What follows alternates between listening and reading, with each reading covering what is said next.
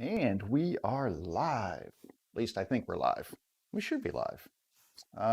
Looks like we're live. I mean, I check my screen's over here. It looks like we're live. So, happy Monday, everybody. Hope everybody had a good weekend. I had a pretty good weekend. I did take, I think I took Saturday off. Didn't do a lot. I didn't do anything in the shop on Saturday. I took a nice bike ride. Still trying to get the stamina up. It's hard. Don't be on a bike for a few years and then hop back on, especially, you know, once you pass that fifth decade, getting back into biking shape, not easy. And I don't have like nice flat streets. So there's hills and stuff around here. And so it's taken me a little while to get back into shape. And I want to get to the point where I can actually, I've got a mountain bike. I'm not going to go to mountains, but there are trails, and I would like to go and ride some trails. There's some half decent trails in the area. So I would like to get to the point where I could actually just take my bike to some trails and do some trail riding and things like that. So that's going to take a little while. But I'm getting there. I'm making progress, and I can feel I'm getting stronger, and you know, my butt doesn't hurt as much when I ride on the seat, and that's a big thing. Getting your butt accustomed to a bike seat. And it's not like the big cushy Schwinn, you know, pedal around town. I mean, it's the little tiny seats, you know. So it's an adjustment period, and but I'm adjusting. But anyway, I did that on Saturday. Yesterday, I spent time in the shop, and I was mostly sanding. So all of the bases we've been working on, I've been sanding those, getting those finished sanded, and then I have some other pieces that I need to stain. So I've been working on staining. I didn't stain any of the, well, I take that back. I stained one base right here. I stained this base, but this base is for my wife. So, but I just wanted to stain this one, and then I will move on to staining the others. But I had a thought while I was doing that. So this morning, what I want to do, this morning what I want to do is do a little experiment. I've got 3 different species of wood here, and I think, you know, I've talked about this on stream before, that the, here's my 3 pieces of wood. The grit that you that you sand to, is probably going to affect the way that the wood accepts stain.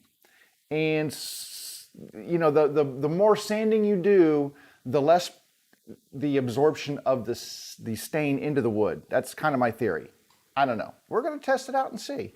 I have 3 different types of wood here. I have cherry, I have quarter sawn white oak, and I have a piece of pine right here. So 3 different species of wood. Pine obviously being probably the most absorption capable.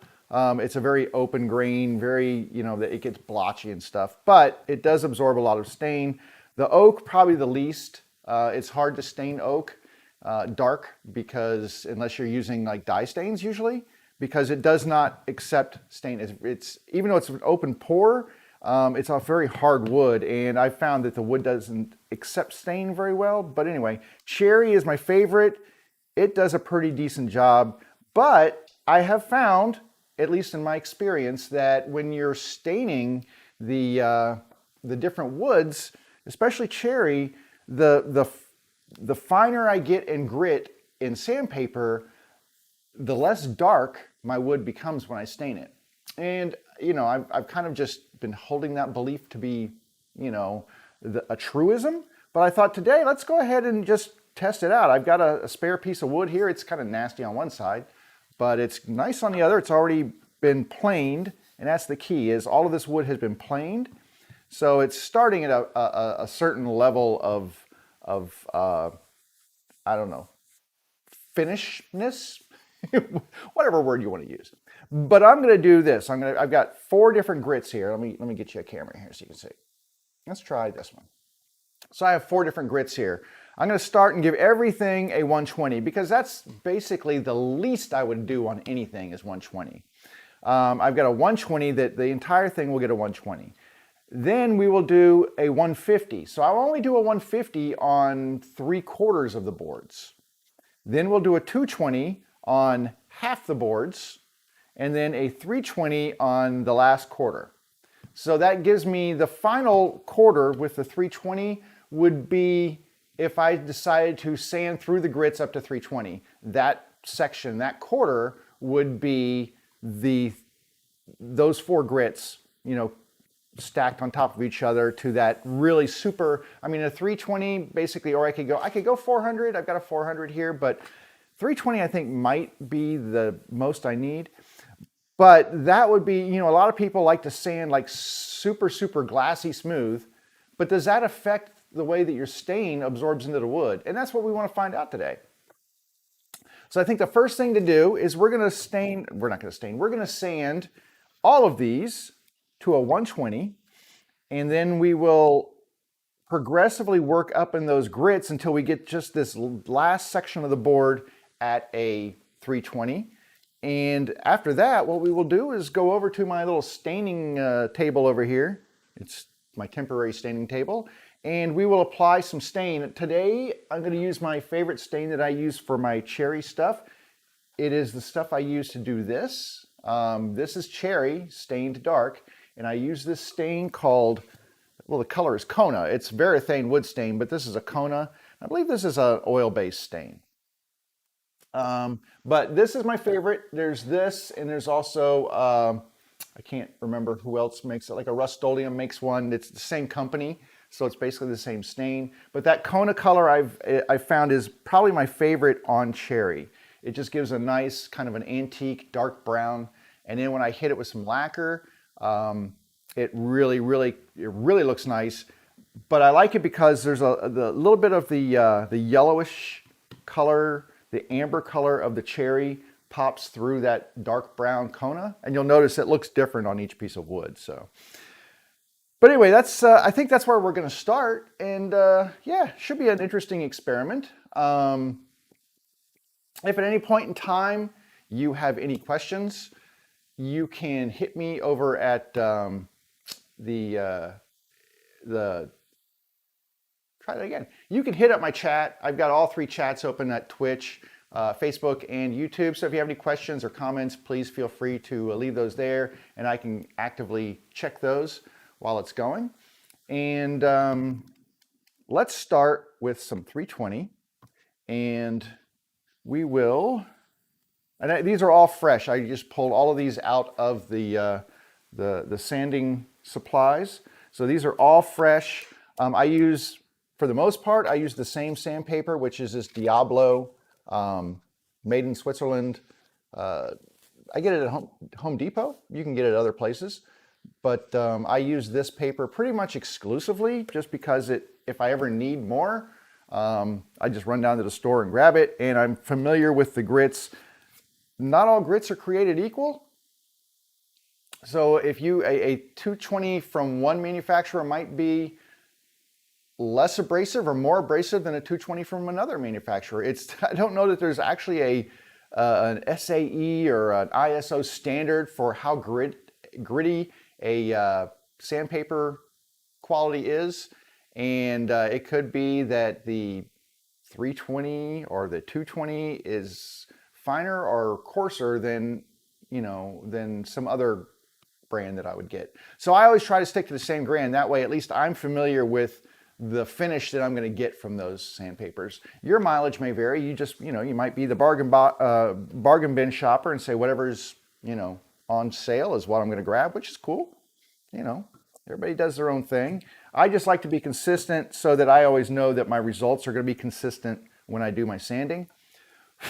I can also get these in big packs of like 50, so that's kind of convenient too. But sandpaper is not cheap either.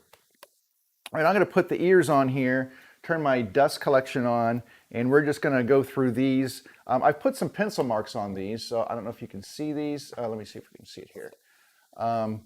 That camera did not line up. There we go. Let's try this one. So I put pencil marks on these, and it's hard to see the pencil mark, but I'm going to sand the pencil mark off of these, and that way I know that I've at least sanded it to a pretty good finish with each grit. So each time I'll just pencil mark on there, and because the wood surface is much coarser, it takes more sanding with the coarse grits. As you get smoother and smoother, that pencil line comes up easier as you move up to the finer grits. So there's a little sanding tip for you. If you want to know when you're done sanding, just take a pencil and mark up your surface. When that pencil mark's gone, you're pretty good. You're pretty close at that time. All right, let me put some stuff on here and do some sanding. Now I'm going to also grab my little dusty mask here and just to minimize. And so hopefully, I don't think it'll mess up my audio too much. Now I'm not going to talk while I do this because my mic has, it'll be loud, my dust will be on, and I have a noise canceling software, so you wouldn't hear me anyway probably. All right, here we go. Or, what I might do is actually just plug my, let's plug the sander in, shall we? Because that I think might be helpful, is finding the end of my plug here. Oh, we were plugged into another device. There we go. All right, now we're plugged in. Now we're ready to roll. So I'm going to just stack these to the side for a moment. I've got the 120 on here. Make sure. Yep, so the 120 is on, and we will go ahead and get started with this.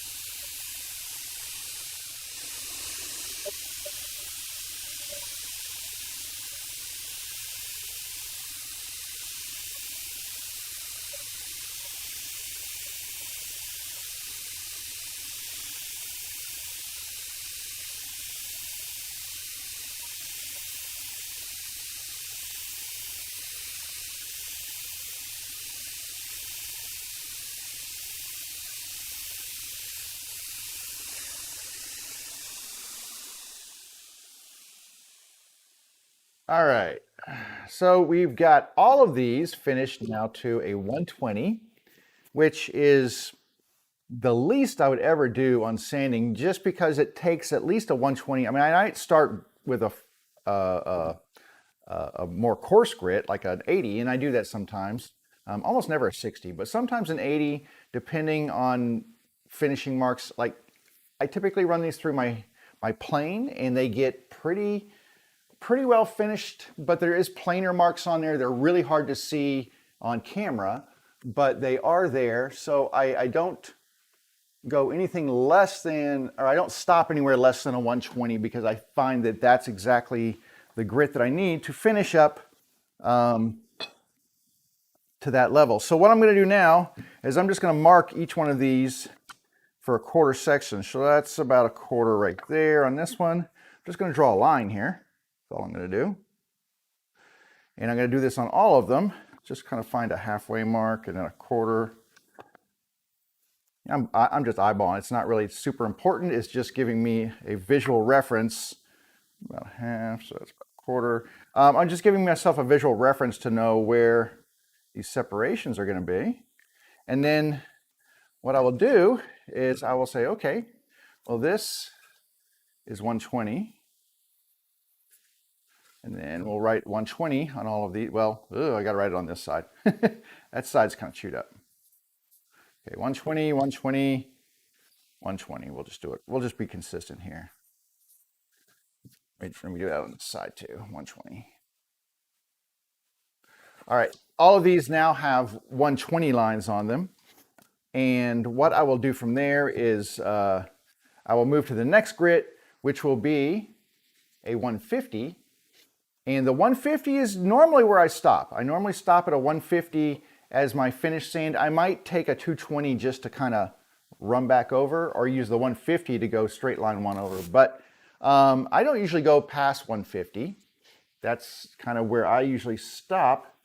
And the reason being is that and here's another experiment I could do. Well, let me hang on before I get to there. The reason I stop at 150 is that I find that I get a good stain color, but even if it doesn't feel silky smooth after I get that, I'm okay with that after that stain is applied, because I put a top coat on, and that top coat is a semi-gloss, and so the semi-gloss gives a smoother finish on top of the wood. Now, if I was going to use, let's say, an oil-based finish, either like I don't know, well, I wouldn't use boiled linseed probably, but like a Danish oil or a tung oil finish or something like that, if I was to use one of those finishes, would it be more appropriate to then sand to a finer grit? Because there's not going to be really a top coat on top of those. There'll be an oil finish, and they have, like, Danish oil has a finish, it has varnish in it. So usually if you apply 2 or 3, you don't need necessarily to apply a top coat on top of like a Danish oil.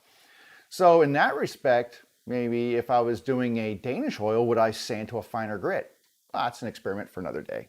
Right now, we're just looking at how stain is affected by the amount that you sand. I have put the 150 on here, so 150 is on here. I'm going to sand from here down on these boards, and all of these will get 150s. And then we will progress through these next couple of grits. So let me get my safety gear back on, So little dust mask, put my ears on. I'm going to take this pencil and just once again, just put a line on here so I know that I'm at least sanding to the same level on each of these. So once that pencil line is gone, it lets me know that I have sanded probably to the same level. All right, dust, sander, let's go.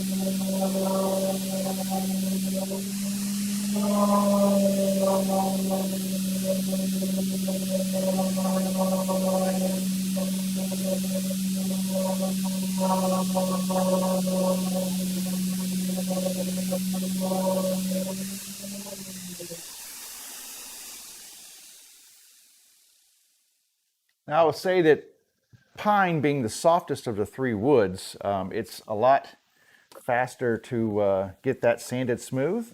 It just goes faster. One thing I'm going to do, I didn't do this on the other one, I needed to, is I'm going to sweep all these off with a brush, and that just kind of clears the dust out of the pores.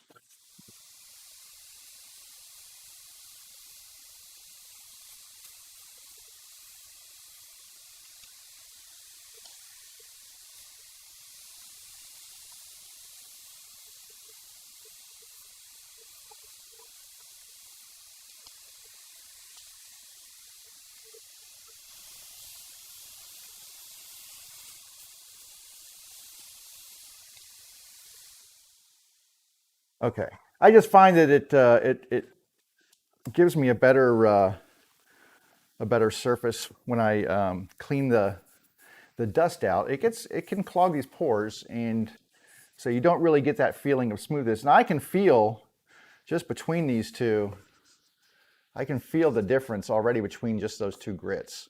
So it does make a difference. I mean, in terms of how soft it feels, but will it make a difference on the stain? That is the question. All right. So now we're going to make another line on here. Put it like halfway, and that will be our dividing line for the 150, and we will not go past that. Make sure you just skip out halfway on here, and here, this will be a smaller one. All right, so these are all getting the one, that's all the 150 for that section, and that's as much as these sections right here are going to get. We're not going to do any more sanding on those. Oh, 50. turn my brain on. It is Monday, so I'm going to cut myself a little slack. All right, next we're going up to probably the grit that I would usually, the most I would go to would maybe be 220. And like I said, maybe this would be for something like if I was doing an oil-based stain or whatever, I might stop at the 220. But let's find out what it does for us on stain. All right, here we go.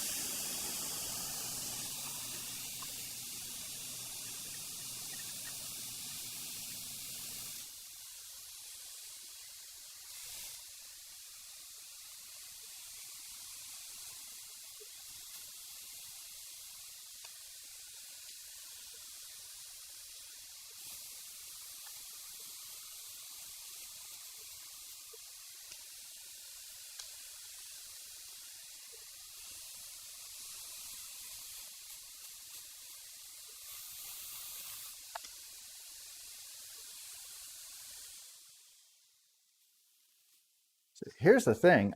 I find that, I mean, by the time you get to 220, the difference between this and this is amazing. This is just like glass.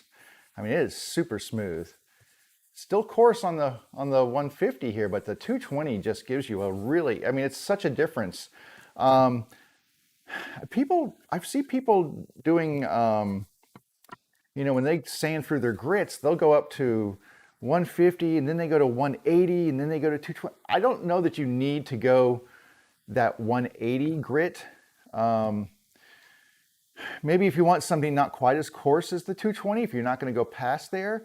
But I find that that's an intermediate step that's not really necessary. I think you can go from a 150 to a 220 and get really good results. So I've never been one of those people who's like, you know, running, you know, when I say I'm going to sand through the grits, I don't go crazy with it because I don't think it's necessary to do that. I don't think that that extra 180 grit or whatever is all that necessary when you're sanding. I think you get really great results.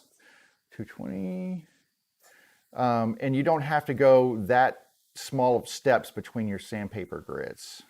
I think if you start and just do modest steps up in grit, like I said, mine is usually like if I need to, I can go 80, but then I usually I'll start with, if it's off of a planer or something like that, I'll go from a 120 to a 150 to a 220.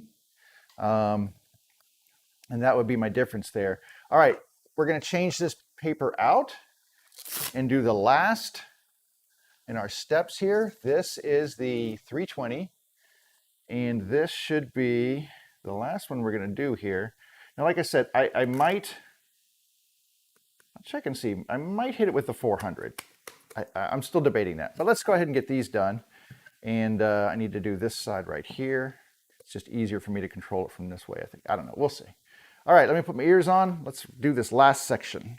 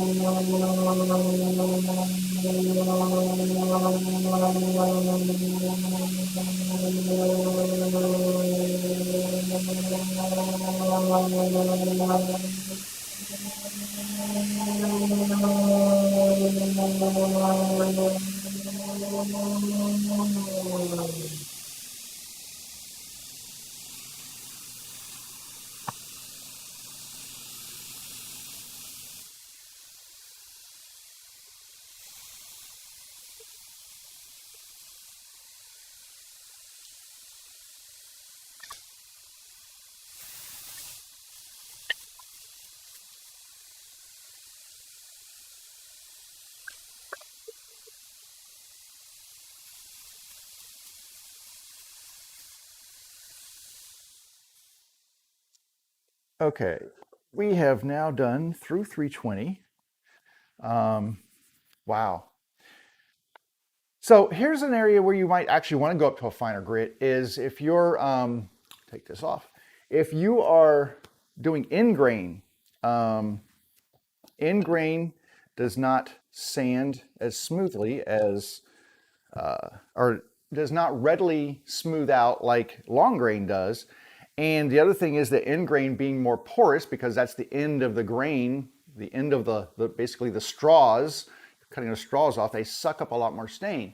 So a lot of times what you can do is go 1 or 2 grits more than your finish sanding on your long grain stuff to kind of equal out the way that the stain is accepted in that end grain. If you don't do that, if you sand to equal grits on the face and the end grain, your end grain areas will turn out much darker than your face grain. That's a given. I don't have to do an experiment. I can tell you that's fact. So that is a good example of why you would probably want to go up to a finer grain is if you are sanding end grain, you probably need to go up to a finer grit just to make sure that you're trying to balance out your stain colors. This is a good example. You can see in here that, I don't know if you can see this or not. Let me see if this camera's working here. Why aren't you working, camera? I thought I had you turned on. Try to turn that on here. There we go. So I stained this box, and this area right here is end grain, and it's hard for you to see, but you can see how it gets darker right in this area.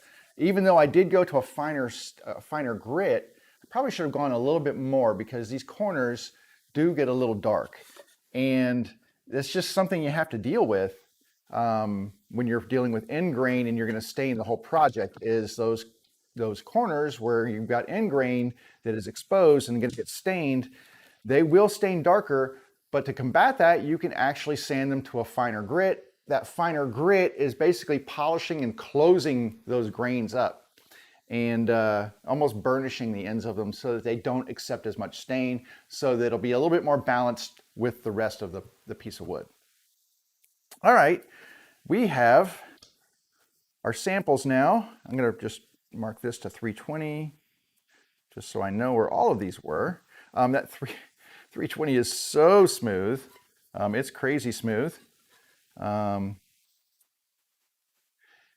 other time that I use a really fine grain is if I'm doing an end grain cutting board.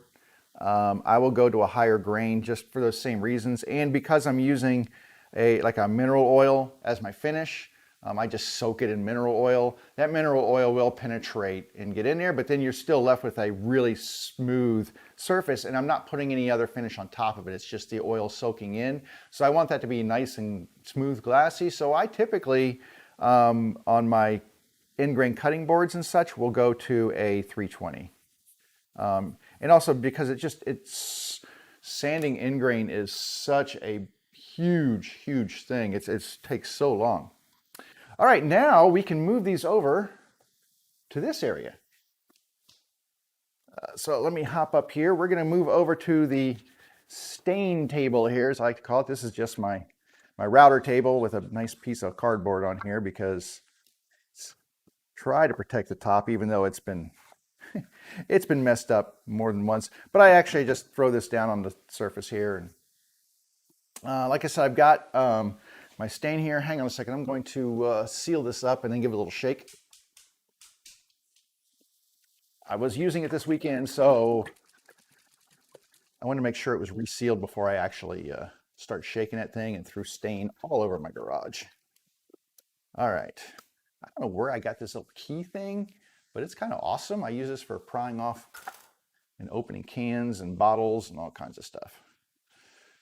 I wish I knew where I got it, but it is awesome. All right, I'm going to go ahead and glove up because I don't like to have stain is hard to get off the hands. That's just a fact. I'm going to go ahead and glove up here. And then what I'm going to do is just apply a coat of stain, which is my normal. I'm not going to apply 2 coats or 3 coats or anything else. I'm going to do my normal. This stuff is what they would call their 3 times faster. So typically it says achieves color in 1 coat. You really only need 1 coat of this if everything is correct. And that's usually all I do is 1 coat. God, if I had to stain more than 1 coat, oh, my life would be miserable. But I'm going to just put a thick coat onto these. And usually the way I like this stuff to be is that I can't see any of the wood surface underneath the stain. So I like it to be thick enough that all I see is stain, not wood coming through the stain. And then you can go cross grain if you want to when you're doing this and just try to work it into all the pores and whatnots. I don't know how much that matters for this stuff, because once you get it coated, it's pretty much soaking in as best it can. And that was the oak. Now, this is not the stain that I usually use on oak. This is a lot of times on oak, just because of the way oak is, I will use a gel stain on oak. Gel stain is very different than like an oil-based stain or even a water-based stain. So a gel coat typically lies on top of the wood, and then you wipe it off. You can let it sit for a couple minutes, but it's really not applying that much color into the wood itself. It's more on top of the wood. And that is giving you your color, and you can control that color by how much stain you leave on top of the wood as you're wiping it down. You can wipe off a lot, you can wipe off just a little, and that controls your color. I like gel stains for oak, and it does really nice stuff, but I'm not gonna worry about that. All right, I have the 3 boards are now stained equally. You can see that they all have a nice coating of stain on here, which is the typical way that I will do this right here. Man, that oak is so heavy.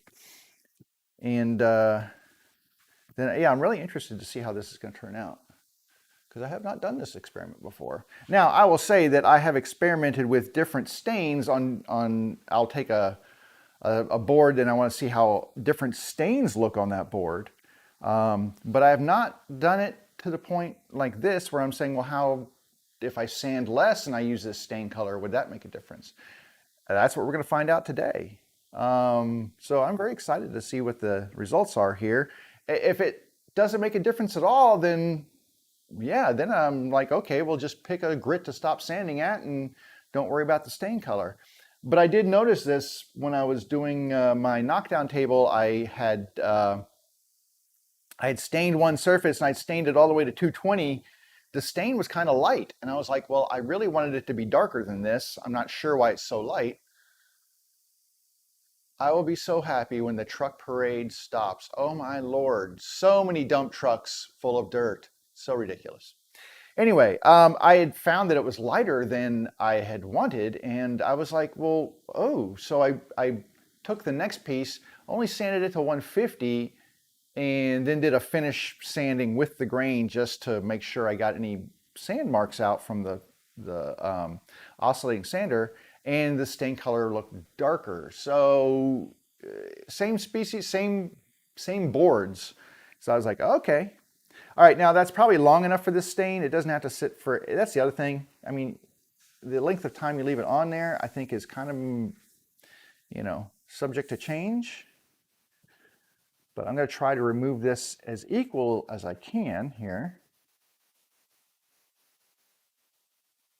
So lots of stain coming off on the rag. So I'm going to flip this over because we want to get it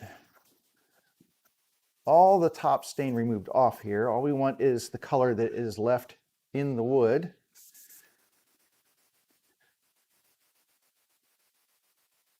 Now, the other thing I will tell you, and this is another reason why I at least go to 150 and then do a straight sanding afterwards, is that if you use a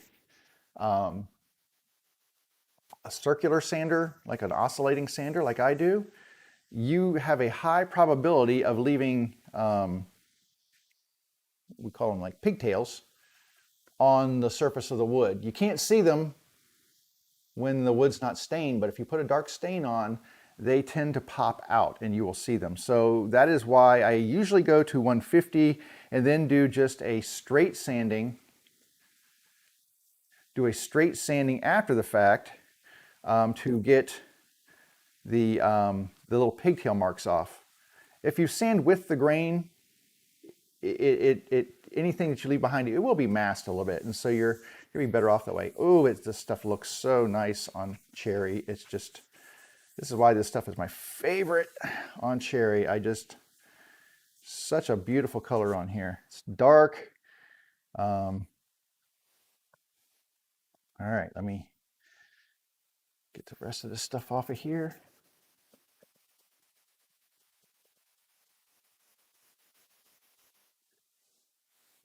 Now this might be hard to pick up on camera because even though, like I said, there is a change, I believe there's a change, and I can see it in here as well. I can definitely see a change. It's not like, you know, night and day. It's not like, oh, look, you used a darker stain on this piece. It's not like that. It's a subtle thing, but it also, yeah, I can tell. But it's not as drastic as I thought it would be. I thought it'd be a little bit more drastic than this. So let's do this last piece here, the pine. I'm just doing these in the order of application, so they've all been sitting on the wood about the same amount of time here. So let's just get this off here. Ooh, this looks kind of cool on pine, I'm going to tell you. Kind of, a lot of people do what's called a burn finish on pine, where they take a blowtorch to it. I don't know if you've seen that. It's kind of a cool finish, but I'm telling you what, you don't need to do that, because this, I think, is achieving that same look. This is really cool. Okay, this is cool. I'm going to use this on pine. That's a happy accident right there. Very happy accident. I did not expect that to look as cool as it does. Now, the other thing about pine is that it has like hardwood and softwood kind of areas to it. So some areas accept the stain better than others, and you'll see that when we bring these back over. Wow, that is, woo, that's cool. Okay, I'm digging this. I'm going to take another towel here and just hit these again, just to make sure that they are really cleaned off of all the stain, because I'm still pulling a little bit, not much, but I'm still pulling a little bit of stain off of these. And I just want to make sure that when we compare our results that we're getting the best results we can. All right, that one's done. Put this inside out. I love these shop towels. These are the blue, I think they're Scott shop towels. You can get them in automotive stores. Usually, like I get these at Walmart in a double pack. And you can find them usually by the automotive stuff. But these are great, man. I love these blue shop towels. And I usually, like, I cut them in half and use them for stuff like this. All right. And let's get this last one here. Just make sure we've got all the stain off that we can get off with the towel. That's the whole point. And then we'll go back to the cameras and take a peek and see what we can figure out here. See how our experiment went. All right, let's move over back over here. And,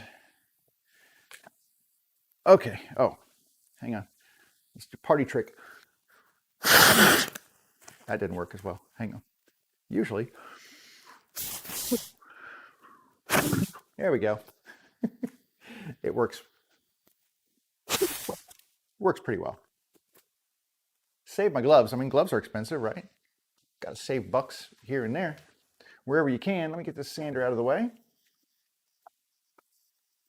And let me move this box out of the way. And let's look at our results here. So let me turn so I can see the different numbers here, like this. All right. I'm going to start with the pine because it's closest to me. And I'm going to hold this up. And I don't know if you can see. So this end right here is the lightest. I mean, if you can see, there's like a color gradient here. I'm trying to hold it. And you can see it's darker to lighter as you go this way, right? It's definitely darker here. And then it gets to its lightest point over here. This is, let me try cam here. Let's see if we can see it here. I'm trying to get it so that there's not glare on here. And it's tough to see without any glare. But there we go. So much darker here. And you're moving through here. You can see it's much lighter here. This is the, I've got a light over there, so it's like glary. This is the pine. You see what I'm talking about, the pine? Look at this color on here. This is super cool. Like I said, a lot of people, to get this look, they'll take a blowtorch and they'll burn the wood and then kind of sand over it. But dang, that looks pretty cool. I like the Kona on here. That's nice. And you can see that in the pine, you can see all these super light areas. Well, these are not. These are really hard wood right there, so it's not accepting any stain. The softer areas are the darkest. So where you see the darkest areas, that's the softer wood, and you get a lot more of that inconsistent pattern, and that's why people don't like to stain pine unless they're going for a look like this, just because it does not evenly accept stain, and you'll get big areas of light and dark. But I love this look on here. This is really cool. I will use that and something else. Anyway, that did, now, just looking at it here on my table, I mean, it's not super dramatic. The color difference between this end and this end, not that drastic, but it is visible. I think probably the one where it's least is in, well, I'll do that one last. So this is the oak. I don't know, what do you think? Any difference in the oak? Oak's a very porous wood. It's a very open grain wood. I'm not really seeing any difference in here. Now, the color wise, if you see here, this is like the least dark of all of them. I mean, it's dark, but it's certainly not as dark as the pine got. This is why I don't like using these stains. I use the gel stains on oak. As far as the actual surface goes here though, I kind of, it's a little, I mean, it's subtle. The difference between, this is the 120 at this end and the 320 down here. It is subtle. It is dark. It is darker down here, but it's subtle. And I would say that if you're doing a hardwood like oak, it may not be as drastic a change, and you can probably get away with doing a finer sandpaper on here and get an equal result that you would get if you stopped at like a 120 or 220. So I would say on oak, not that big a deal. I'm not really seeing that much difference. Now, what I do see, and what I wish I could show this to you. I wish I could have had a camera that would pick these things up, but I'm sure you can't see this in here. The pigtails on this end and even through the 150 are pretty extreme. And the pigtails, like I said, when you're using that sander, it's rotating, but then it's also doing little oscillations as it goes. And those little oscillations are what are creating these little micro scratches in here, which is why you sand through the grits. I mean, you go and use finer and finer grits because you are trying to eliminate the scratches made from the coarser grit before. So very coarse, lots of pigtails, not as coarse, fewer pigtails, but I can still see them in here. The 220, I see none in the 220. I don't see any pigtails in the 220, maybe one or two. And then the 320, there's nothing in here. I mean, it's very smooth. You can't see any. If I got magnifying glass out, I'm sure I could see something. Ugh, this is why I wear the gloves, because I still have a little bit on the edges. Okay, down to what I really care about, which is the cherry. And I'm kind of surprised here. It's subtle, definitely lighter down here, but not to the extent that I was expecting it to be. So darker down here. I don't know which is the best way to see this. Let's see if this camera right here shows a little better. Okay. You can see it's darker here, it's lighter here. I'm looking at the camera over there, sorry, not looking at you. But anyway, lighter here, darker here. Is it extreme and huge difference? Not really, not as much as I was expecting. But I had no idea what to expect. I had my theory, my hypothesis, but it kind of disproves it a little bit, I think.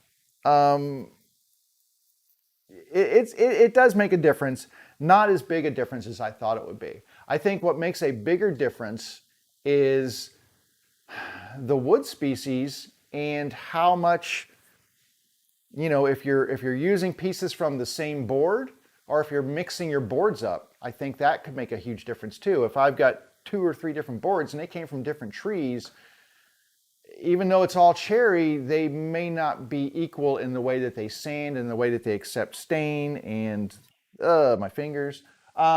So that's an interesting little experiment. I'm glad I did this because it kind of, you know, I may have been putting my own my own thoughts in there in terms of what was actually going on. Now, in my mind, it still makes sense that the more you sand, the lighter it will get. And it does get lighter here. Not crazy light, but it does get lighter as you go to those finer grits. Especially on this pine, this side is much lighter than this side. This side is much darker over here. Much lighter over on this side. Really smooth. So I think if I was using pine, depending on the look I'm going for, I think that this is perfectly, if I really want that light wood to pop through on pine, I would probably go here. If I want everything to be a bit darker, I might stop at a lower grit. I would definitely make sure that whatever grit I stopped at, so if 150 was my final grit, I would take a sanding pad with a 150 grit on it, and I would go back and forth with that. And that's what I do with my bases. I don't just hit it with the oscillating sander and then stop and jump to the stain. That is not my last step. My last step is to get a sanding pad and sand with the grain. Because you're leaving those marks in there with that sander, you're leaving those marks. If you sand with the grain, you're going to remove those marks and it'll be a much smoother and a much more aesthetically pleasing piece of wood. Just to kind of get the difference between that's before and that's after. Man, I like that on the pine. That is a cool look. You know what this would look cool is doing like CNC signs. I do like little signs and things like that, name signs and whatever, but it would look really cool if I stained it first and then carved the letters out so that you had this wood in the letters and this wood in on the rest of the sign. That, my friends, would look very cool. I might do that. You give me some pine boards and just make some signs. That would be kind of fun. The oak, I'm still going to stick to my my gel stain I use. I've got a Minwax mahogany gel stain that I love the color that I get from the mahogany gel stain on this stuff. It just looks really, really nice on there. Cherry, definitely, this is my all-time favorite. I mean, it took me a long time and a lot of stain samples to find this color. And when you put, and it doesn't work until after you put the top coat on. When you spray a lacquer spray on top of here, for whatever reason, it just makes that color more vibrant, popping through, and the amber color. I don't think there's any amber in the lacquer. The lacquer's clear, but for whatever reason, it allows the amber on the cherry to really kind of come through. And to me, that's what gives it just that character of that really old wood. Most of the old stuff had shellac finishes, and the shellac would amber over time. So when you look at an antique table now that had a shellac finish on it, it has a kind of almost a golden amber hue to it. And that's the aging of the shellac usually. I think this with the lacquer on top just gives me a really pretty finish. This is so smooth.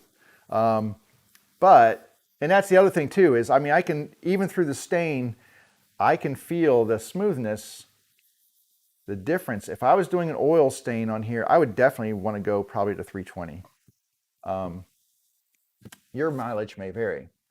So I guess the point is, you know, do testing and don't just test different stain colors. Test your different sanding finishes. Like this, definitely huge difference. If I'm doing this kind of wood, and I think it might depend on the wood species as to how much you're going to sand it to the effect that you're going to get from your stain. So always try to leave yourself at least a board left over from your project before you stain, and do some testing. Test different stain samples and test different grits of sandpaper with those stain samples, because it can make a huge difference or a really subtle difference. It just depends on the wood.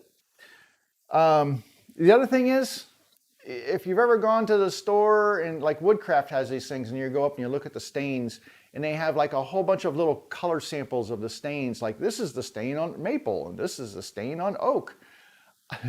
I've never, ever gotten the same result that they have, ever. I don't know what they're doing to their wood, how they're getting those sample stains, how many times they stain it, whatever, but my wood never looks like their wood when I'm done staining it. It never seems to match their wood. So my advice is always, you know, get the stain, get a sample board, sand that board to what you would usually use it as a finished sanding surface, 150, 220, 320, 400, whatever that's going to be, and apply that stain to that board and see if that's the stain that you really like. You know, go through the process with a sample board and make sure, because you can't depend on those little sample blocks of wood that they have in the stores next to them, or even worse, online. If you look and say, oh, this is the stain, this is our golden oak on oak, you are never going to get that same color. Don't compare internet color samples to real world coloring. I guarantee you will not achieve the same color. I've never seen it come out the same, ever. And I've tried a lot of them. So anyway, also you'll get different, you know, different stains have different qualities and characteristics and such. So play with different stains. Don't always be fooled by brand names. Because like I said, hang on, I'm gonna go over here and grab this really quick, just so I can show you. If you're like, oh, well, I only use Varathane, it's the best, and blah, blah, blah. And then I'd say, well, I use Rust-Oleum, because there's Rust-Oleum right there, right? Hang on, I'm gonna pop this lid on here because I do not want to spill. But you can't you can't always just trust a brand name. This is Varathane Premium Wood Stain. Let's go over here so we can just see these. Varathane Premium Wood Stain. This is Rust-Oleum Wood Stain. Ultimate Wood Stain. Ultimate, Premium, Premium, Ultimate. They're the same stain. They are made both by Rust-Oleum. There you go. It's the same stain. I've put it on the woods. There's no difference between these two. So don't get caught up in a brand name as much as you do the colors. The colors are what counts. And well, I mean, most of the stains, if you're buying a commercial stain, I mean, if you buy something weird, I don't know. If you're buying a commercial stain, it's going to be a pretty decent stain. You know, there's a big difference between oil-based and water-based, so you should probably learn the difference between those two. And sometimes that makes a difference as to the top coat you're going to put over top of it. If you're using shellac as a top coat, you can put anything underneath it. It doesn't care. Shellac doesn't care. Shellac is just like the ultimate uber top coat. Yeah. Now, as far as the other way to do, you know, coloring, you can use a dye stain. That's a whole different set of rules as a dye stain. Dye stains are usually water-based, or you can do alcohol-based. They mix with a carrier, basically water or alcohol. They mix with that carrier. They soak in and color the wood fibers, unlike a wood stain, like an oil-based stain like this. Any of these typical stains, they soak in, but they don't soak in that deep. A dye stain does, like, it just, it soaks right in, like you're getting your like water soaking into the wood. A lot of people like to use alcohol because the alcohol evaporates away faster. But dye stains, like if you're going to do maple, maple is the hardest wood that I know of to actually get a color onto. Maple just looks, it just looks white, right? This is maple right here. Trying to stain this dark, really, really tough.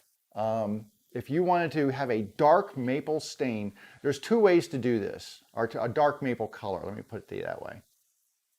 It's a super hard wood, and it's not very porous at all. The best way to do these, and this is the way that like guitar finishes are done, is that you can either use a dye stain where the stain actually soaks into those wood fibers and will color them. So a dye stain, or you can color your top coats. So you can use a stain in your lacquer spray. Like if you have a spray machine, you can use color tints in your lacquer to spray the color on. That color now sits over top of the wood, not in the wood. Those are the two big things. So wood like this, it really just makes a difference. This is all hard maple. You're not going to get any sort of big color change like these. That's a huge color change between this board. I mean, you look, these are almost the same color, right? You would never get this kind of color on maple because that wood will not accept the stain. So it's very, very species dependent. If you're doing a soft pine project, you can get that pine, it soaks it up. It's a soft wood.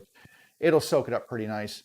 And like I said, this is a hardwood too, but I use a gel stain. You could use a gel stain on top of maple as well, because like I said, the color sits on top. The only way to get color in the wood is to use a dye stain. And I do dye stains on maple all the time, and it looks really cool. But anyway, that's kind of difference, dye stain and gel stain.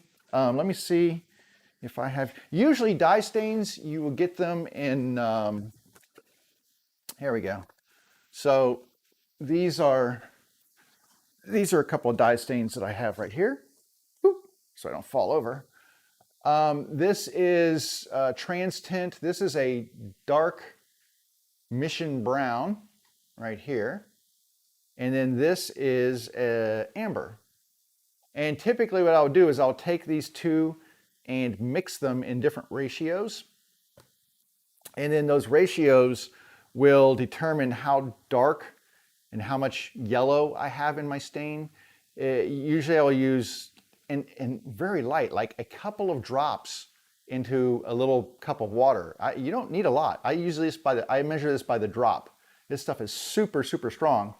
I have some other stuff mixed up. I saw a project done in a magazine, and I was like, oh man, what is that stuff you're using? It's so awesome. I love it.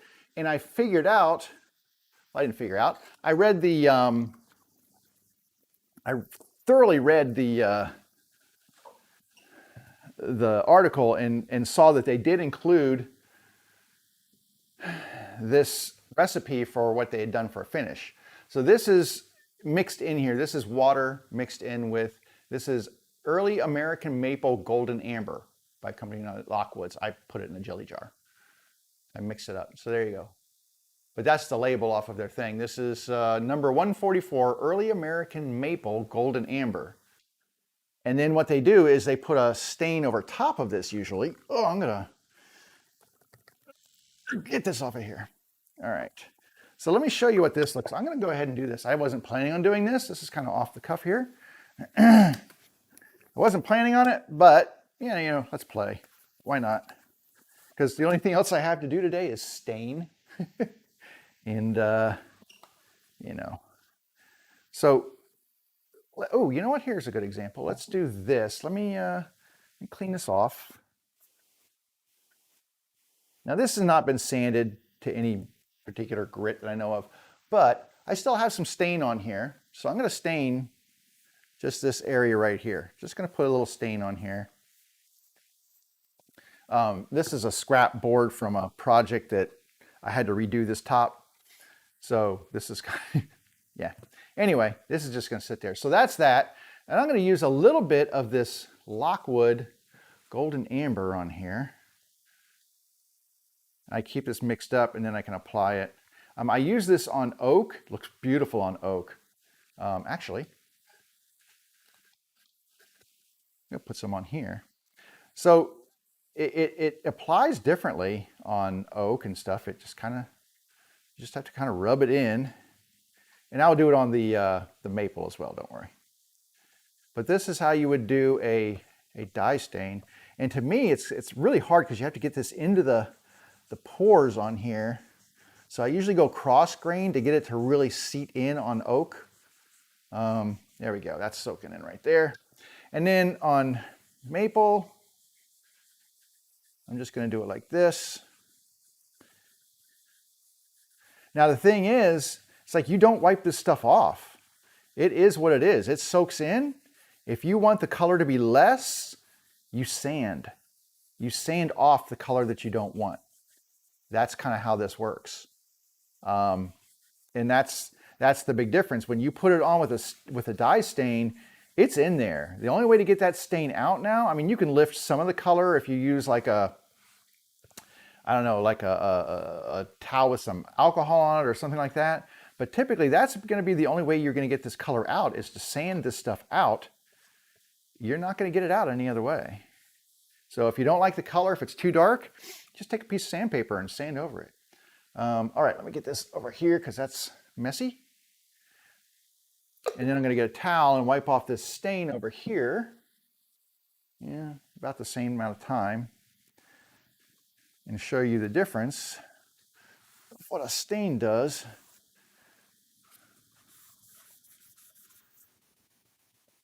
And show you why I don't use regular wood stains on maple. Yeah. And why I do choose to use dye stains on maple. Oh my gosh, such a difference. Such a difference. Okay. I really wish you could see this better, but look at that. That is not very dark. It's kind of pale. It didn't go nearly, I mean, look at, oh, hang on. Let me just wipe the excess off of this oak board here.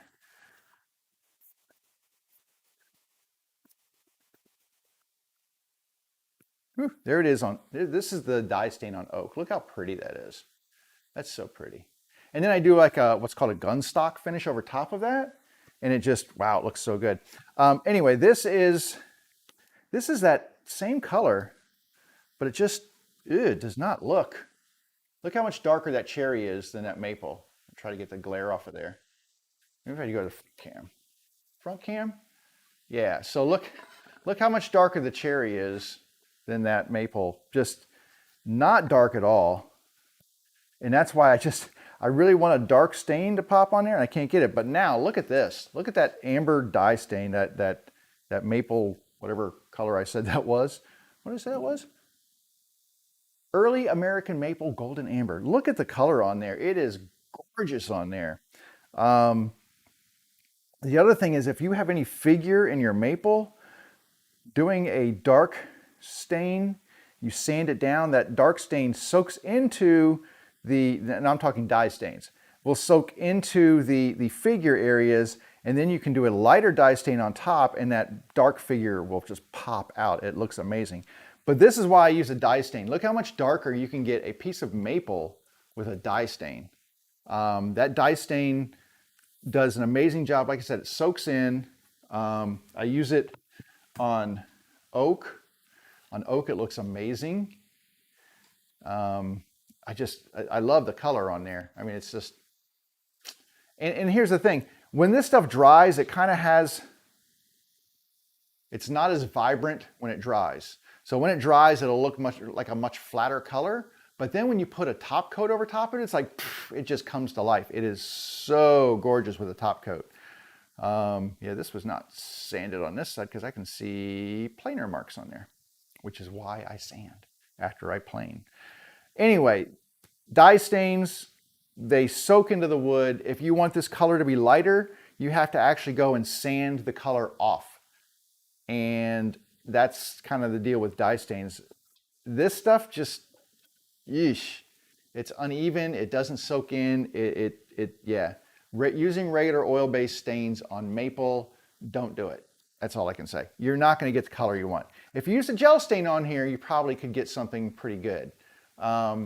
Gel stains are thicker. They apply on the surface, and they're pretty decent. But this is my favorite right here. If I'm doing maple, man, that's what I'm doing, is I'm doing this. Now, I would probably do something, that's a dark stain. I would probably go something actually lighter on maple. That's a little dark, and this is a little, like, it's got a lot of yellow in it because it's that amber. And that's why usually we do the gun stock over top of it, because it tames down some of that amber color. And it really depends on the wood you're putting it on. It'll be more so on some of the oaks.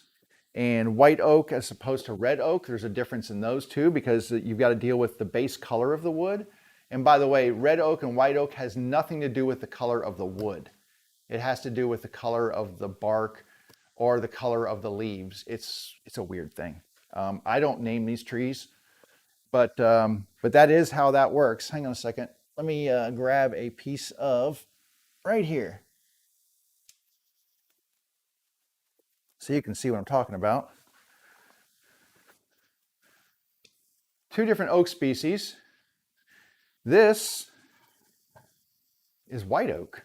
This is red oak. They're both quarter sawn, but look at how much lighter in color the red oak is as opposed to the white oak, which is not really white, right?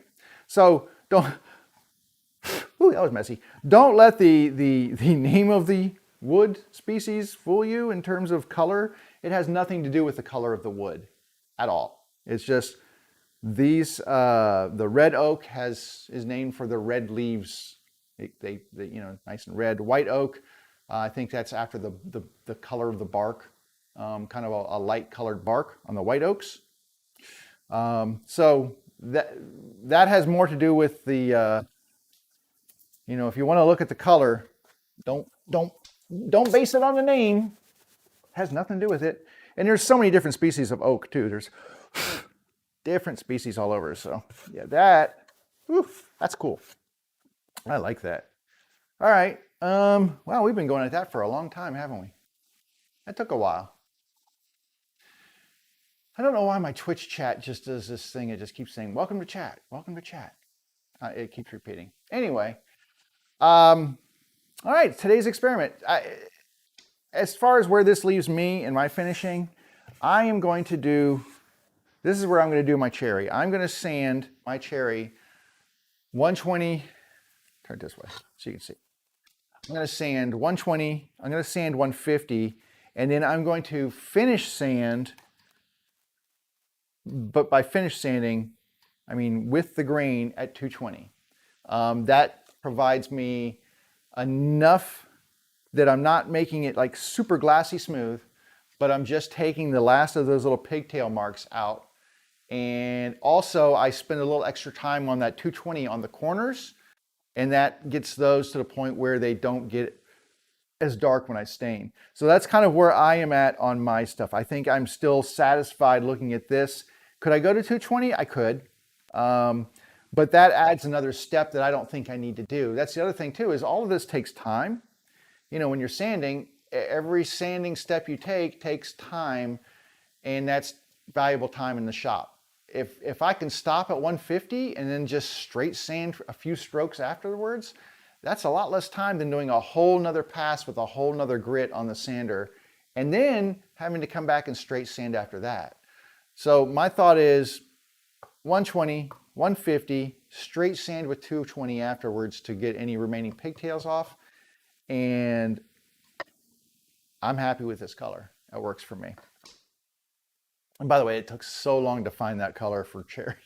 Cherry is another one that's kind of hard to stain. It doesn't like to accept stains. Like I'll stain other colors. And like I said, you look at the stain samples and stuff and they look much darker, but that's very species dependent. So if you're looking at a wood sample that says it's for oak, and then you go to use that same stain on a cherry or a pine or a maple or whatever, you're not going to even come close to those same colors, because it all has to do with how much that wood wants to soak in that stain. So there you go. I wouldn't even, my little thing here, it is here, hang on a second. I haven't tried this on cherry. I'm just gonna run it over on a cherry and see what it looks like here, because I still have some on the cloth here. So might as well run it on a cherry here. Ooh, very blotchy on the cherry though. But if I keep adding more and more, that's the thing too, is that, you know, you've got to deal with blotch. And if you don't know, blotch is areas of open grain in the wood that accept more stain than the areas that are harder grain and are not as prone to soaking in the stain, and you get these blotchy areas. They just aren't equal. So, you know, not bad. Not horrible. This hasn't been sanded on this side either, so it's not going to be, I can see all kinds of marks on here. There's marks going this way from the planer blade or the jointer blade or whatever the last blade was that was done on here. So, but dye stains are not the answer for every species of wood. You typically, you know, you have to pick out the stuff that you really want to use. I have this other stuff that is Rubio monocoat, and it is a completely different, it's more like a, I'm going to say it's more like a gel stain, but it's not a gel stain. And it is a top stain that is amazing. It's a lot of your professional floor installers who are doing like bare wood floors and then staining them, they're using Rubio monocoat. And it's kind of become the darling of people who do a lot of like slab tabletops and such, because it goes on and it has this chemical polymer thing that like you just wipe it on like this, you wipe it off and you buff it, and you're done. It's pretty cool. And I've got some of that. It's pretty amazing too. And it comes in different hues and such. But like I said, the biggest thing when you're doing this stuff is to play with your different pieces of wood, get some samples of your project, and then try different finishes on there. That's really the best way to come about it. And then try it with different sanding surfaces. If I was going to do this, I would sand to 320. If I was going to use a pine board, I would definitely sand to 320. It gets you such a contrast between those light and dark woods. This looks really cool. I'm happy I did this. The cherry, It took me probably 10 different stains to come up with using this Kona color on cherry to get this.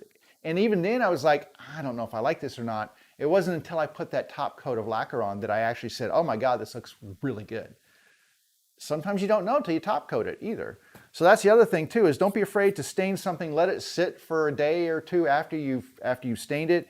Come back and put a top coat on and see if that affects the way that it looks. It may.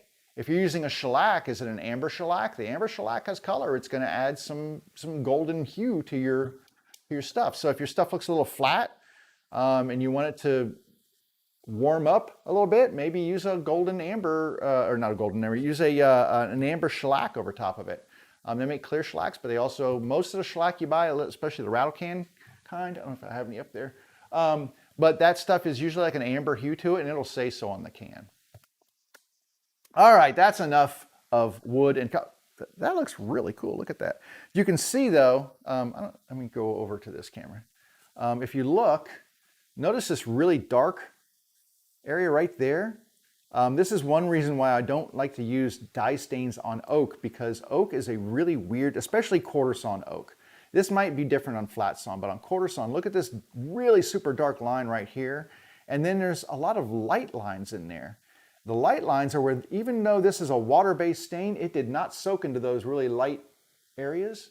And then sometimes where you've got like this little crack area right here, it's not really a crack, but it's just an area where that stain along this grain line, that dye stain really soaked in dark.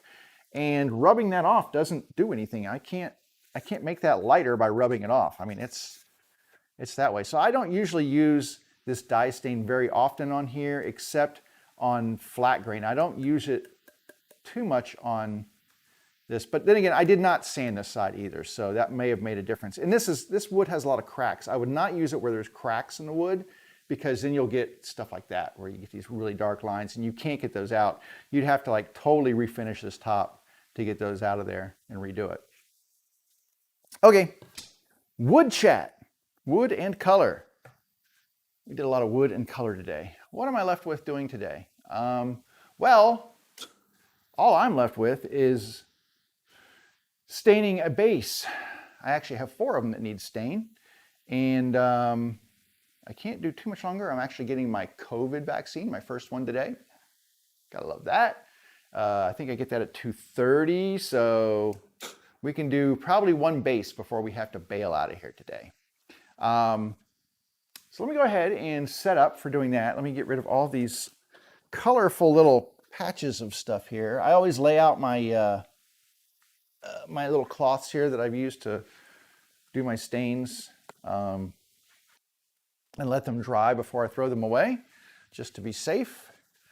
Let's go over to cam number 2. We're going to come over here, and we are going to, we'll stick with the Varathane for right now.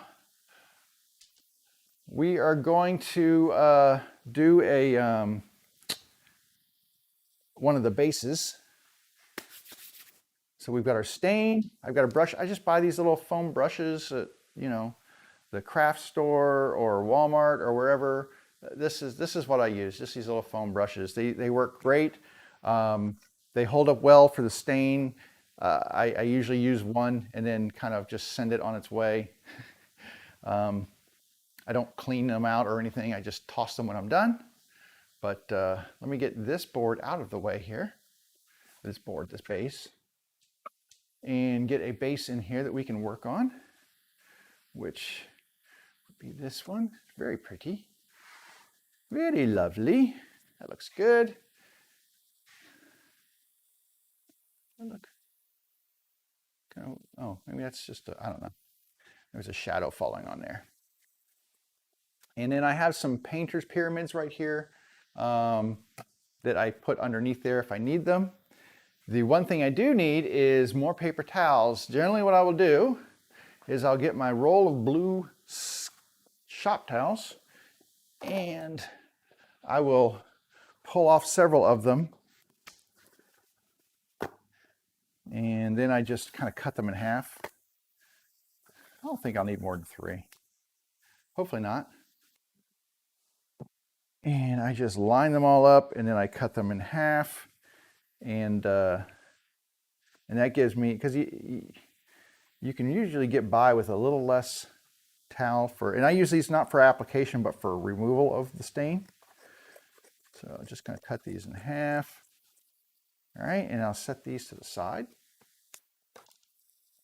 And then I need to open up my stain, which this is already shaken up, mixed. I don't know if they say you're supposed to mix that stuff like that or not. There are some where you're not supposed to actually shake them. You're supposed to stir them, which is probably this, but you know, just not that picky about it. And then I need, oh, hang on, I have a little stand that I made for my lids that I don't have painter's pyramids because they're small. So I took a piece of plywood like this, and I just drove 4 screws through there. And when I stain the lids, they just sit up on there. And that way the stain can dry equally. So I'm just going to set this aside for the moment. And you're going to start with this. Now this is the reason why I really love doing the carving on my X-Carve of the logo, is because when I add stain to this, it really tends to, I'm going to pull you up just a little bit. You're kind of pointing down. Let me just, there we go. When you add stain onto here, that everywhere where that logo was carved is actually kind of like open pore, open end grain wood. I did not apply a darker color to that logo. That is just the same stain. It's just that it appears darker inside there. So I don't have to do anything special like, oh, you have to do it black and then sand off all the outer wood and then do a coat on top. Nope, that's all the same stain, but look how it makes that pop out. It's just like really cool. So that's why I like carving those. I've seen them with a laser. There's a dude who, I don't want to say he stole my idea, but he pretty much stole my idea of doing the logos. He doesn't do this logo, he does a different logo, but he does them with a laser engraver, and I don't think they look as good as mine.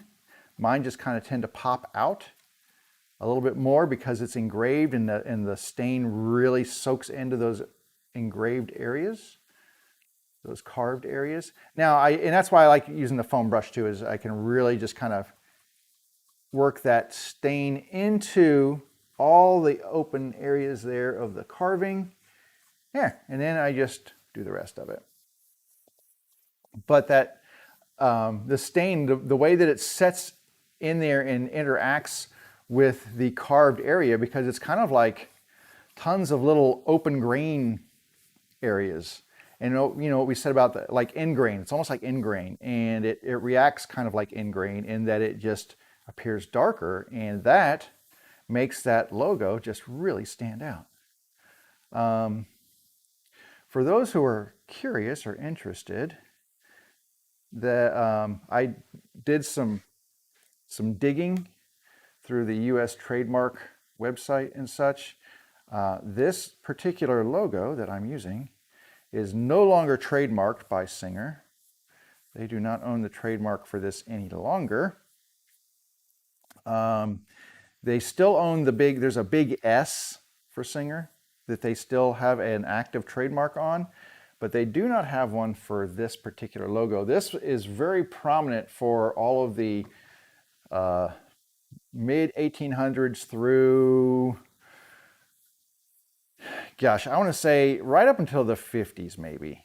You'll still find this badge on some of the stuff. I think after the 50s they started switching to their big S, the big Singer S, and even maybe before then, but it was kind of a mix. So they didn't necessarily have the Singer S on all their machines. This was their predominant logo for most of the beginning of their existence through, like I said, through about maybe for 100 years, right up until the 50s. Because you can find anniversary badges and stuff that still have this. But if like you find a pair of like the leg irons for a treadle machine, this logo, with the exception of the flourishes on the side, because I had that, but this logo is the predominant logo that you'll find in the legs. There's usually a big one in the legs of the treadle machines. And I'm going to wipe all this off. Now it does take a little extra work to get the as much stain. I try to move as much stain out of those areas as possible because it's not very deep. It's like maybe a couple of hundredths of an inch deep. I think I do it like 250ths or something. I can't remember how deep I do those, but it's not super deep, but it's enough that if you don't wipe it out, it could run out of there. So what I like to do is just take my towel and then just use like the very edge of it here. I'll grab like the edge of it and then just kind of do it this way and then just really, and you can hear it's kind of tearing that paper, but that's okay. I'm gonna hold this because like I said, I'm just trying to get as much stain out of there as possible. And trust me, it leaves enough behind that really just makes this thing pop and look great. But I want to get as much of it out as I can. Also, that area in there has not been sanded. All that carving area is still just kind of rough wood, right? No sanding. When I sand, I'm sanding the surface, not down into those carvings. So look at that. Boom, it just stands out like that. So awesome. Gotta love that. And the rest of it is just stain. It's just the stain on the wood, and that's how it works. So I'm going to go ahead and get the rest of these cleaned off here. I usually do the top and then try to do, and I don't want to touch that to the bottom there, do the sides. So I'll do both sides in one long face, and then I'll flip it over and do the other long face. I don't know why, that's what works for me. I really like to try to rub on these corners as much as possible, just to make sure that I'm removing as much stain as I can from those corner pieces. I don't want them to be any darker than they need to be. So let me flip this over and get some fresh towel on here. Get this one done. And that actually, yes, so that's a good corner right there. Look at that corner. It's not too dark.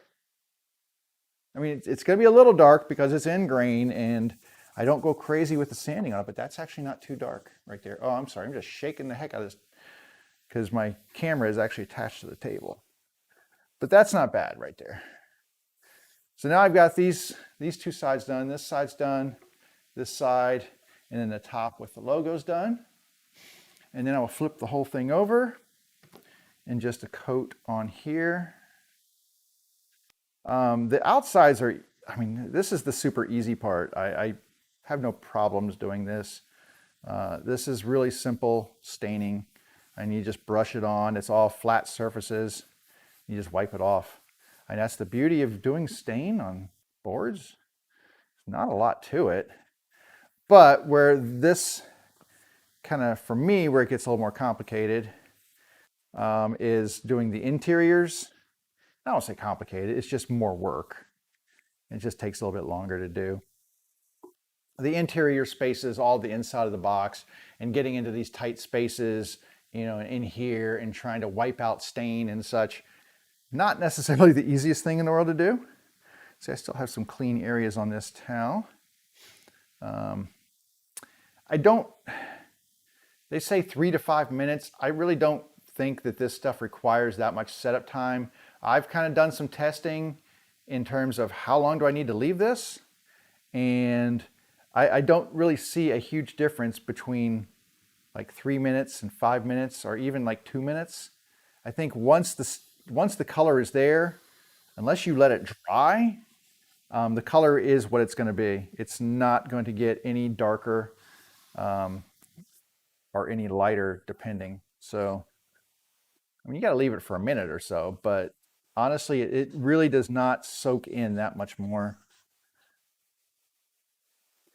But that's pretty much it for the outside. Just try to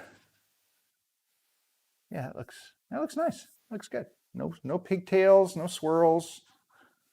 Ingrain looks pretty decent. That's kind of what I'm going for. Okay, then I move on and do the bottom. So this towel is retired. It goes to the pile. And I get another one ready. The bottom, I've sanded the bottom of these, the plywood, not much. You don't want to sand plywood a lot because it's made of really thin, especially this 1/4 inch stuff, it's super thin layers. And you can easily sand through, especially with an oscillating rotary sander. You can quickly sand through one of those layers and then it looks really bad. So I just usually just give them a hand sanding with like my last grit, like I'll use the 220 or something and sand. It's the bottom. I don't really care too much. I mean, I just don't want it to be rough wood. So a lot of times you can just give it a really light sanding and get away with that, and that's that. Not much. Make a happy little tree right there.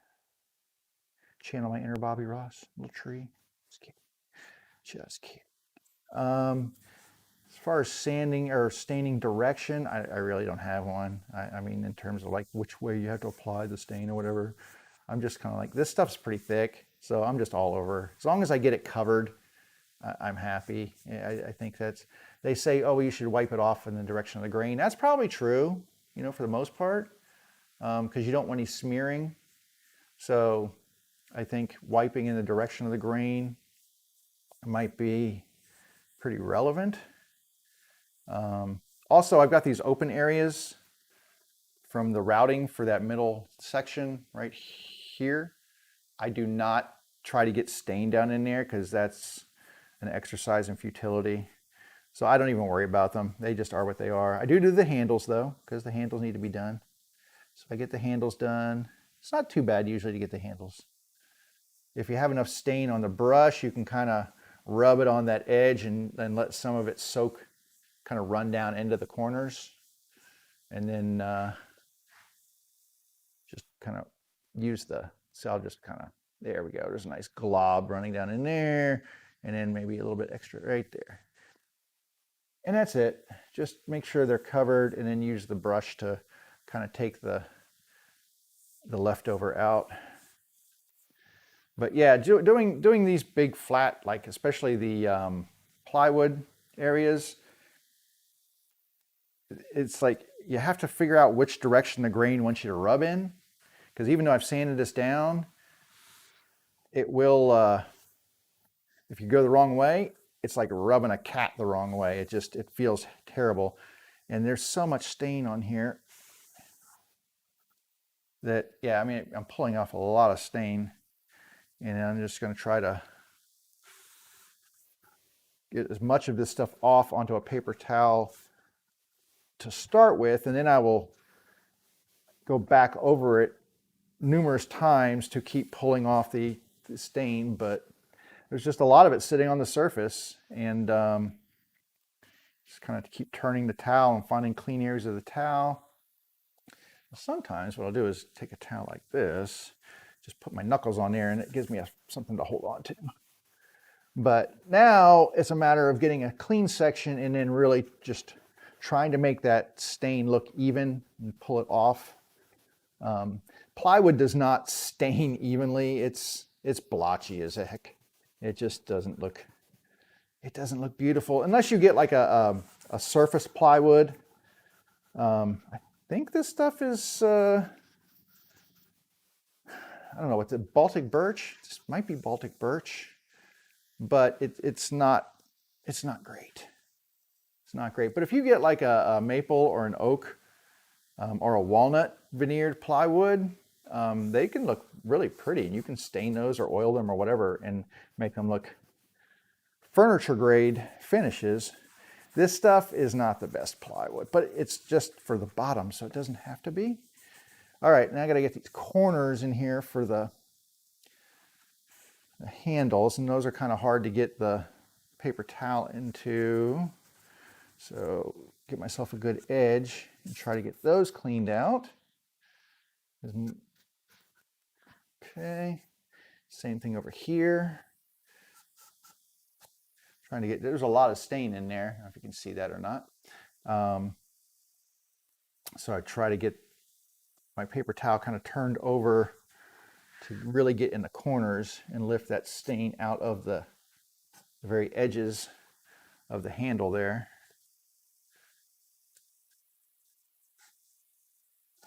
Go. And then I can just clean the excess off. So yeah, the handles are, you know, they're not super hard to do. You just need to make sure you get all that remaining stain out of there before you move on. Work it out of all those corners. And then I like to hit all the edges because sometimes you'll get runs around the sides and stuff. So all the edges. All right, so that is the bottom. There you go. Looks just like that. It's not pretty. Like there's a little, I don't even understand. Like there's, see a little light spot right there? I have no idea what that is. This is all done equally, so couldn't tell you why it looks like that. All right, so the last part, and this is what I consider to be the biggest pain in the rear of doing these things, is the interiors. Well, this isn't the last part. I still have to do the lid. The lids are easy. All I do is I start running this around the interior border, make sure I get it in all the corners. This is when you're going to find out how well you actually removed glue from any squeeze out from like putting the bottoms in and stuff, because you can't stain the glue, at least not with this stuff. And then I will just start doing the bottom and getting that covered. And yeah, it's just a process. But this is why I like using the foam brushes hold a lot of stain in them, which is why I really enjoy using them. And they have a nice chiseled edge to them, so I can get corners and such. Like I'm going to get these corners right here. And it allows you to really get in those corners, which like if I was using like a towel or something, not as exact as this, really gets me in the corners. So just a couple of reasons why I like using the foam brushes as opposed to a regular brush. I really like that chiseled edge to get me, especially when I'm doing these corner supports. I really like to make sure I get the stain right up into the corners like that. Missed that one. There we go. And then I can just paint those corners like this. So there's the corners done. So you can see I get this right in that corner right there, or right in that corner right there, and it really makes sure I've got good coverage. Now I will I will clean the bottom of this out before I do the interior sides, just because if I do that first, then usually I'll get stain all over my hands and it's a mess. Because I'm rubbing, and if there's wet stain here, I will get it all over my hands as I'm going. So typically I will try to just clean the bottom out first. So I've got this one that's not completely done. I mean, I know I did the corners, but like I said, I try not to do all the way up the sides until I get most of this bottom wiped out here. And that way I'm not running my hands all over wet stain as I'm going around and doing this.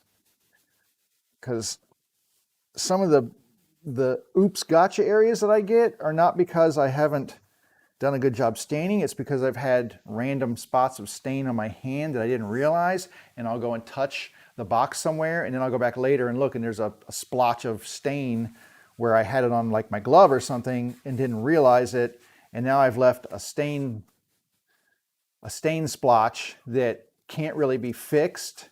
You can't wipe it off after it's dried. So I have to go back and actually sand the whole thing, which is a nightmare, and then redo it again. So I try to minimize the amount of stain I actually get on my hand, and that's why I use another towel and hold it like this, because if I have stain on this one, I'm using a clean towel to hold it with, and that kind of reduces the danger of getting stain on the exterior places where I don't want it anymore. All right, and then I'm clean off these corners here. I mean, the reality is you're going to get stain on your gloves if you're using gloves. God, please use gloves. Makes life so much easier. You're going to get stain on your gloves, but just try to kind of keep them wiped off.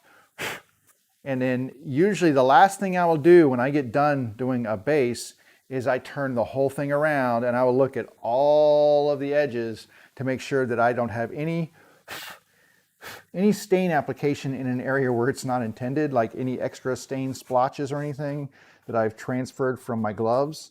That's the last thing I do is check the exterior. If I get one on the bottom or I get one on the inside, I don't really care about that so much. But getting those stain splotches on the outside, man, that's heartbreaking when you're getting ready to spray or something. You go to pick it up and then you see one of those and you're just like, oh my Lord. But yeah, you can see this is why this kind of takes so long, because it's hard to get the stain cleaned off of these interior walls and to do it nicely.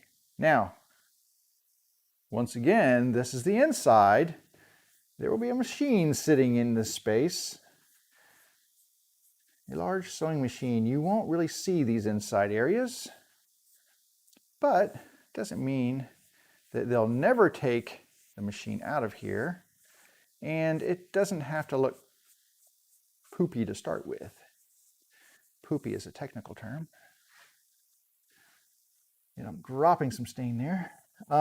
So I do stain the interiors. You don't, I guess you wouldn't have to, because technically you could say that there will be a machine sitting in here and nobody's going to see it anyway, but that's just a cop-out to me. Now, there are, in my genre here, there are people who make these, and while that's setting, I'm going to just cut a couple more paper towels. There are people who make these bases who sell them unfinished. And people buy them, you know, because they're like, oh, I can save a few bucks because it's unfinished. I would love to talk to these people who buy these things to ask them, A, do they have any experience finishing stuff like this? Because a lot of people don't. They think it's easy to finish, and it really is not. I mean, it's not the most complicated thing in the world, but it's also not the easiest thing to just hop right into and finish a piece of woodworking. And, you know, and B, are they happy with the way it turns out when they're done? I mean, I'm sure they would probably say yes, because, you know, like, who wants to admit that they didn't know what the hell they were doing? But that's why I do mine, because you know what? A lot of people, they're like, I just want a base. I don't want to have to finish it. I just want it to look nice. And a lot of people, at least the people I sell to, are certainly willing to pay the extra few bucks to get a finished product, which is why I do not sell. Now, if somebody requested, well, I don't really do requests, but if for some reason somebody said, hey, could you just sell me the base and not finish it because I want to paint it or do whatever. So if I was making a batch and someone said, hey, I really want one of those, could you hold one without staining it? And I might do that. If like per se they were wanting to paint it to match a color or something, I could see myself doing that. Oh, see, there's some extra glue I didn't get off down there. Oh well. So I could see myself doing that. Some people like to use like that, what do they call it, the milk paint kind of stuff. I find that stuff gross and not a big fan, but there are people who like it. They like to do the distressed furniture with the milk paint and whatever. I've never seen one of these done that way, so I'm not sure how that would turn out. But if they wanted to do that, I would probably let them. But I just, for the most part, when I get ready to sell something, it's been stained and top coated and is ready for action.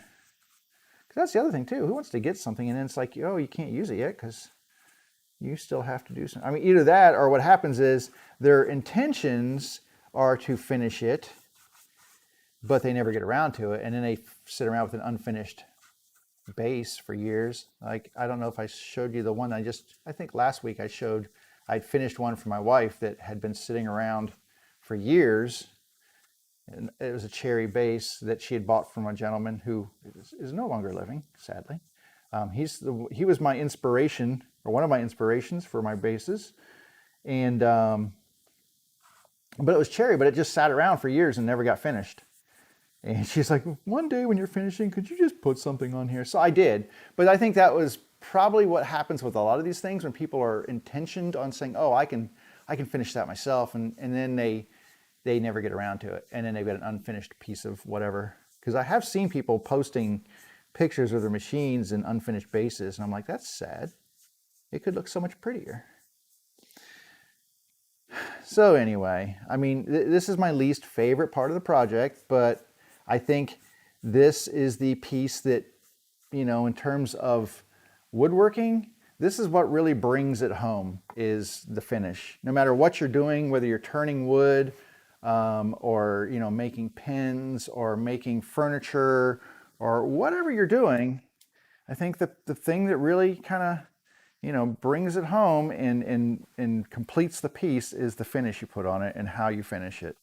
And oh, I did all the walls. See, this is what I was saying. I should have done the bottom first. Now I got to do these walls, and I wasn't paying attention. Broke my own process here. Now I'm going to get stain all over my fingers because I have to do the bottom and I have to do the sides. Yeesh. But anyway, I think that's probably the most important thing is, you know, the craftsmanship that you put into it and everything else. I think if you put a bad finish on there, you can seriously detract from all the work you put into creating the object. So the stain is probably, or the stain, but the finish is probably one of the most important parts of any project. I don't know if there's anybody that would disagree with that, at least from a woodworker standpoint. All right, now I got to get in here and clean this bottom off. This is the part I can't stand, is doing the plywood at the bottom of the storage compartment. It's why my bases sell so well, because people love the storage compartment, but ugh, I hate this part of the process. I don't mean to just sit here and complain in your ear. It just is what it is. No comments, just checking. Just checking. No one else wants to complain about finishing either, I guess. All right, now, one thing I might do is I might grab my marking knife and just use it to get the corner cleaned out. So I'll just get a thick piece of paper towel, take my marking knife, put it in a paper towel, and just really try to get this into the corners and get the corners really cleaned out so there's not an accumulation of stain in them. There we go.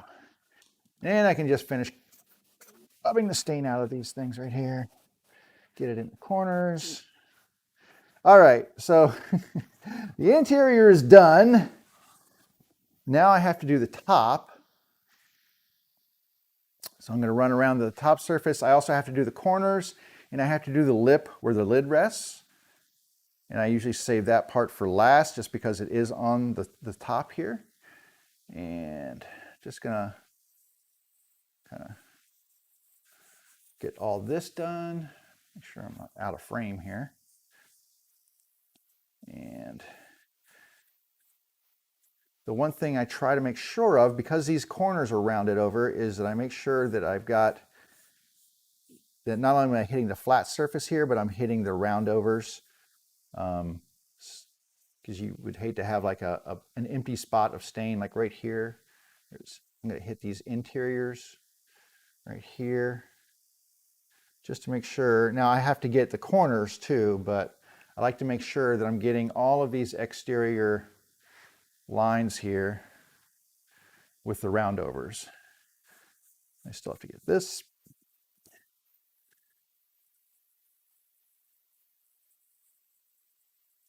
And then I'm getting close to this one being done. But this, you can see, this is why it's like, it takes a long time just to get one of these done. It's not a fast process. And, you know, when I'm batching out, like if I do a big batch, like I've done like 8 to 10 bases in a row one time. I was insane. And then I got to this portion of it and I was like, oh my God, I hate myself. Why did I do this? Because, you know, once you get in there, you have to just keep going. You can't stop. It's like you don't want to just leave your bases in an unfinished or your projects unfinished. But holy crud, you know, when you've got that many of them, I can squeeze some extra stuff in the corners there. When you've got that many of them, it's just like, ugh, such a process. All right, last part here, inside the corners here. And this is another reason, like I said, this is why I really like these brushes, so I can get right in those tight corners. There's a little chip out right there. You know, once it's stained, you'll never notice. But yeah, so when I do like a large production run, it's like I get to this point and it's just like I just kind of look for other things to do. I've had bases just sit around for a while that are like 95% done with the exception of being stained, and it's just because I hate this part of the process. There we go. So those are now done, and I need to get a towel, get a fresh one, and then wipe off all the edges here. And I just go around the horn and get the larger pieces of the larger bits of stain off the surface, and then I'll go back and clean them up.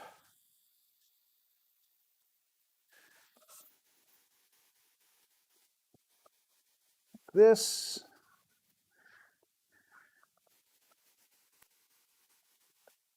And then I get the edges, so I'm trying to get these edges cleaned off too.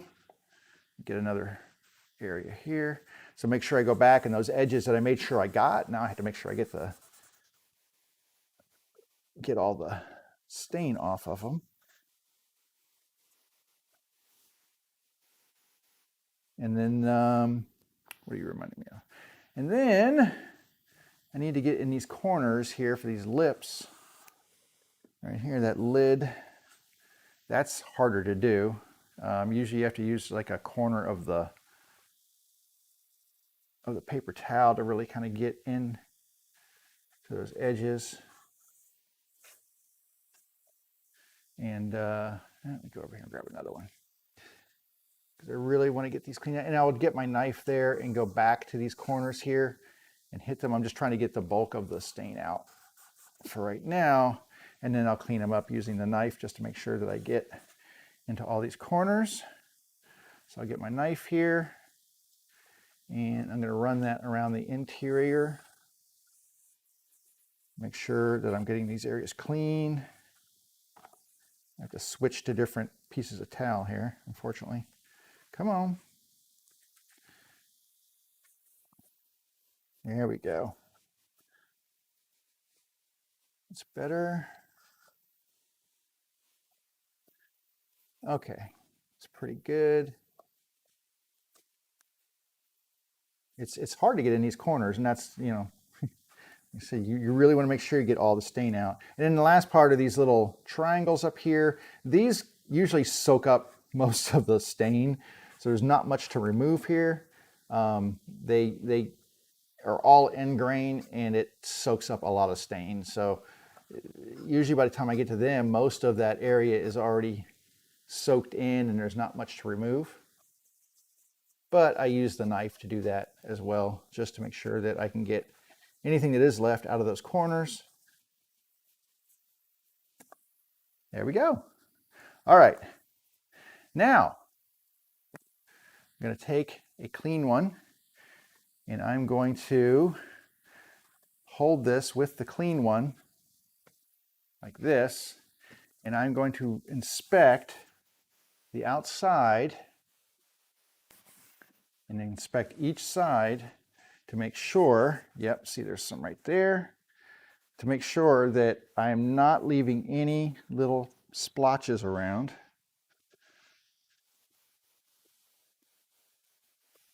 That would basically ruin my finish and make me have to come back and sand. Because sadly, I have done it. And it is not pleasant. Like there's some right there. There's some inside here. And that's the other thing too, is don't, make sure you turn your project over and look, because it's hard to see unless you view it from a bunch of different angles. It can be hard to see where you have accumulations of stains sometimes, especially if you're dealing with inside areas. So I might tip it over just to look.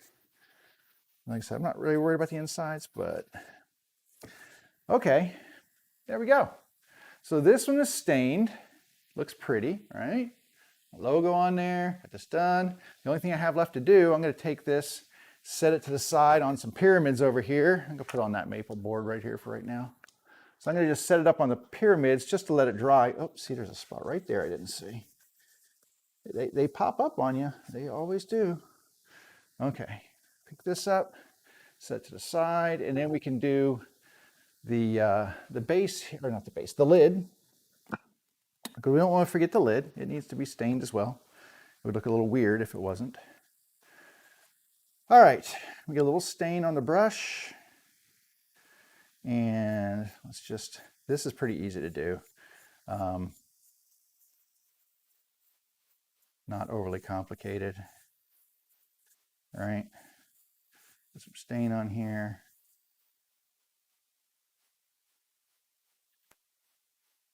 And a lot of times I'll wait to do the sides until I've done both surfaces. I don't know why I do that. It's just what I do. But so let that set up for a minute. I'm going through a lot of paper towels here. You've noticed. Sometimes I don't use as many. Sometimes I go through a ton of these things.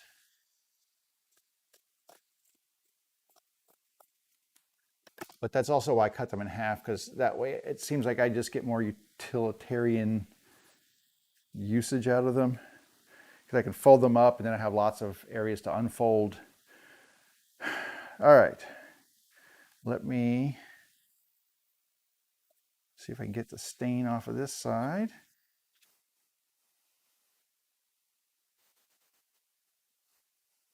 And you pull off so much stain with those first couple of wipes.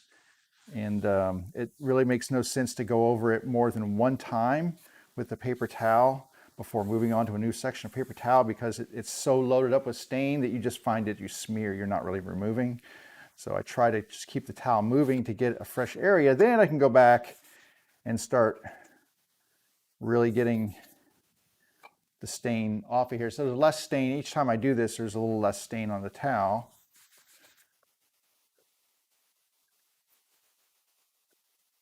Like that. So that's pretty good right there.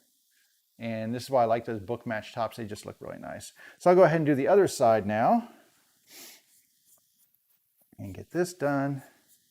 Get a little bit more stain on here. You don't have to go super thick. Just, like I said, I just cover the wood. That's my whole purpose, is to make sure I've got even coverage on this. And that's this particular stain, because this stain is a thicker, cover once, one application kind of thing.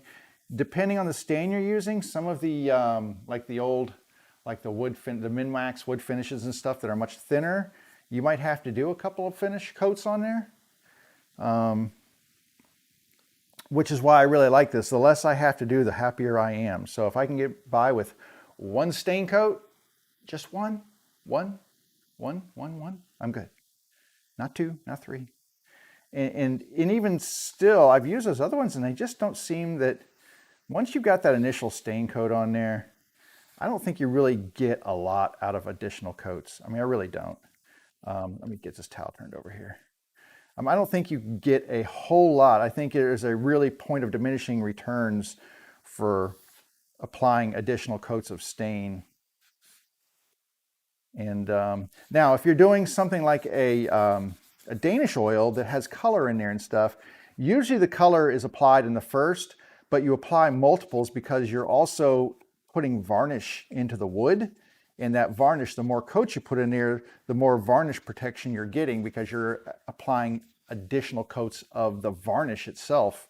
And varnish is a top coat. It does seal the wood and protect the wood. It's not as good as like poly or lacquer or something like that, but it does do that. And so you can use additional coats.